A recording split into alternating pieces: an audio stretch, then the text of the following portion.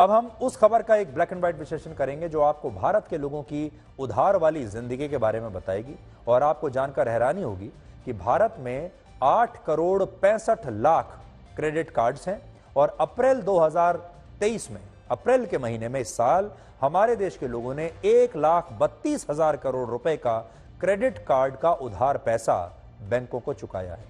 Credit card के इन numbers के बारे में आज हम आपको विस्तार से बताएंगे, लेकिन उससे पहले आपको आरबीआई के नए फैसले के बारे में बताते हैं जो आपके काम का है।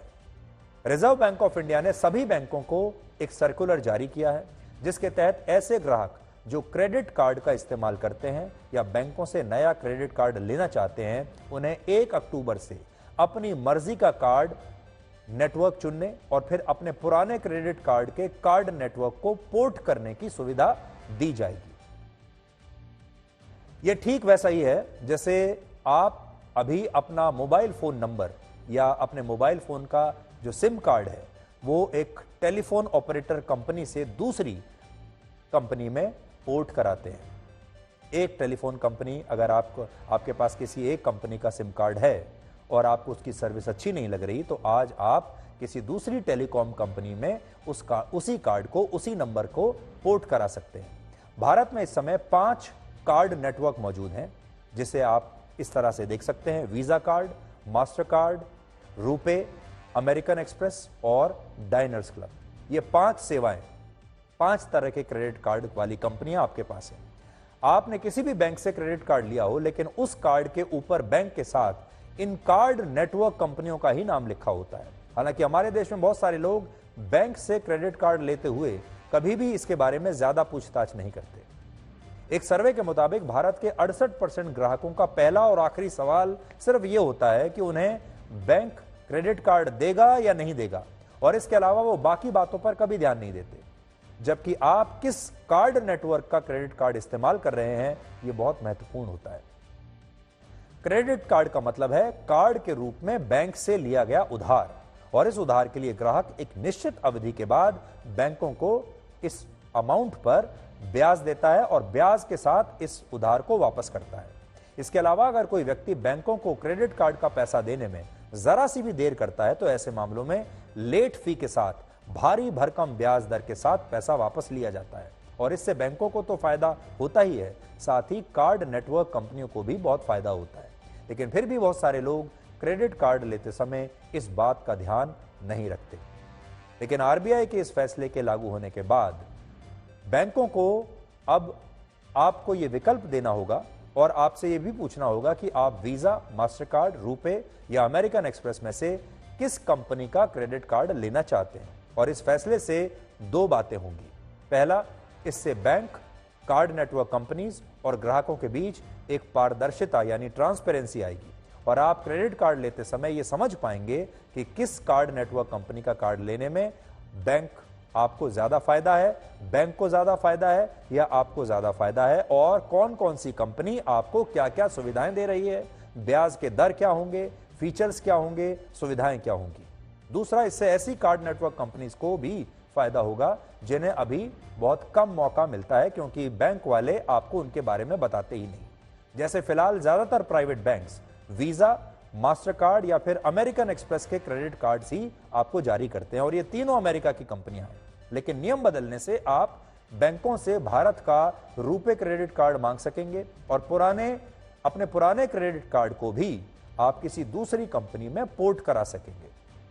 मान लीजिए आज आपके पास मास्टर कार्ड है और आप चाहते हैं कि मास्टर कार्ड से अब आप रुपे पर चले जाएं, तो अब आप ये कर पाएंगे। अगर आपके पास वीजा कार्ड है और आप चाहते हैं कि आप अमेरिकन एक्सप्रेस में उस कार्ड को ट्रांसफर करा लें तो वो कर पाएंगे। ठीक वैसे ही जैसे अब आजकल आप अपने फोन का सिम कार्ड एक टेलीकॉम कंपनी से दूसरी टेलीकॉम कंपनी में पोर्ट करा सकते हैं। आरबीआई के इस फैसले का बैंकिंग सेक्टर में कई तरह से असर होगा, लेकिन इसका एक मकसद यह भी है कि क्रेडिट कार्ड के मामले में भारत के लोगों को ज्यादा जागरूक बनाया जा सके। अभी हमारे देश में बहुत सारे लोग क्रेडिट कार्ड के मैकेनिज्म को समझ नहीं पाते और ज्यादातर लोगों का एक ही मकसद होता है कि कैसे भी उन्हें बैंकों से क्रेडिट कार्ड मिल जाए। बहुत सारे लोग बस इस उलझन में रहते हैं कि किसी तरह क्रेडिट कार्ड मिल जाए और बहुत सारे लोगों को यह डर लगा रहता है कि उन्होंने अप्लाई तो कर दिया लेकिन बैंक उन्हें क्रेडिट कार्ड देगा या नहीं देगा। यह उधार लेने का एक ऐसा जुनून है जिसने भारत के लोगों का आर्थिक व्यवहार बदल दिया है, और इस बात को आप कुछ आंकड़ों से समझ सकते हैं। और ये आंकड़े मैं आपको बड़ी स्क्रीन पर जाकर दिखाता हूं, देखिए।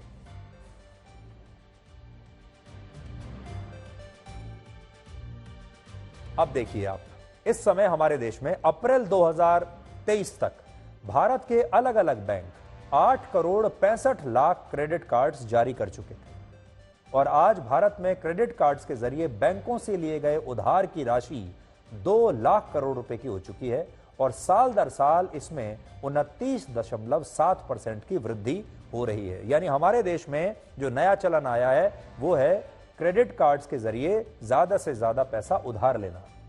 इससे भी बड़ी बात यह कि भारत में हर महीने 1 लाख करोड़ रुपए की क्रेडिट पेमेंट्स होती हैं, और अप्रैल के महीने में यह आंकड़ा 1,32,000 करोड़ रुपए तक पहुंच गया था। इन आंकड़ों से यह पता चलता है कि अब हमारे देश में उधार लेने को बुरा नहीं माना जाता, जबकि पहले ऐसा नहीं था। आज से कुछ दशक पहले तक जब कर्ज लेने को हमारे देश में बुरा माना जाता था, तब हमारे बड़े बुजुर्ग ऐसा कहा करते थे कि अगर किसी परिवार ने कर्ज लिया है तो जरूर उस पर कोई बहुत बड़ी विपदा या संकट आया होगा, और जो परिवार पहले कर्ज लेते भी थे उन्हें रातों को नींद नहीं आती थी, क्योंकि लोग ऐसा कहा करते थे कि कर्ज जो है वो जल्दी से जल्दी चुका लेना चाहिए। पहले कर्ज बीमारी के इलाज, शादी, कोर्ट कचहरी के खर्च या आजीविका को बचाने के लिए लिया जाता था, लेकिन अब बहुत सारे लोगों के लिए कर्ज लेना एक फैशन सा बन गया है। हम ये नहीं कह रहे कि हर व्यक्ति अपने शौक के लिए लोन लेता है, लेकिन यह भी सच है कि बहुत सारे लोग अब अपनी जरूरतों को पैसा बचाकर पूरा नहीं करते, बल्कि उन्हें उधार की ये जिंदगी अब अच्छी लगती है, क्योंकि इस जिंदगी में बहुत चकाचौंध है। क्रेडिट कार्ड के ज़्यादा इस्तेमाल की एक वजह यह भी है कि ये कैशलेस होता है, और इसका इस्तेमाल करने से ग्राहकों को नए नए ऑफर्स मिलते हैं, लाभ मिलते हैं, रिडीम पॉइंट्स मिलते हैं, जिनसे लोगों को काफ़ी फ़ायदा होता है। इसलिए आज हम आपको ये बता रहे हैं कि ये ज़रूरी नहीं कि क्रेडिट कार्ड का इस्तेमाल करना ख़राब ही हो।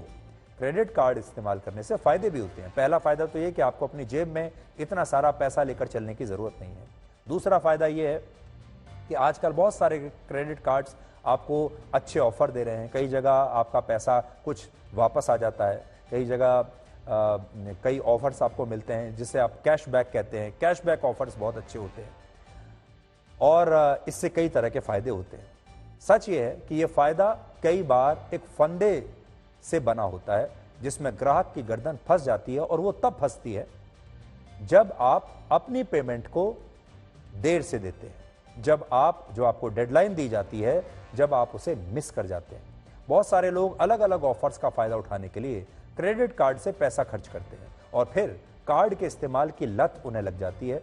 हालांकि भारत में क्रेडिट कार्ड को पसंद तो किया जा रहा है, लेकिन क्रेडिट कार्ड रखने वाले देश में आज भी उनकी संख्या बहुत पीछे है, और भारत भी उनमें बहुत पीछे है। दुनिया में सबसे ज्यादा क्रेडिट कार्ड कनाडा के लोगों के पास है। वहां ऐसे लोगों की संख्या 83% है जिन लोगों के पास क्रेडिट कार्ड है। दूसरे स्थान पर 79% लोगों के साथ इजराइल है, 66% के साथ अमेरिका 9वें स्थान पर है, 38% लोगों के साथ चीन 29वें नंबर पर है, और हमारे देश भारत में सिर्फ 4% लोगों के पास ही क्रेडिट कार्ड है। 4% से भी कम लोगों के पास क्रेडिट कार्ड है, और भारत क्रेडिट कार्ड इस्तेमाल करने के मामले में पूरी दुनिया में 81वें स्थान पर है। तो क्रेडिट कार्ड अच्छे भी हैं, खराब भी हैं, लेकिन क्रेडिट कार्ड का मतलब यह नहीं है कि आप अनलिमिटेड उधार ले लें। क्रेडिट कार्ड का मतलब यह नहीं है कि आप जिस चीज का पैसा आगे चलकर चुका नहीं सकते, वो सामान भी आप खरीद कर अपने घर में ले आए। ये तो आप ही को सोचना होगा। आपको कार्ड पर उतनी ही शॉपिंग करनी चाहिए जितना कि आप 1 महीने में वापस कर सकें, या ज्यादा से ज्यादा 2 महीने में वापस कर सकें।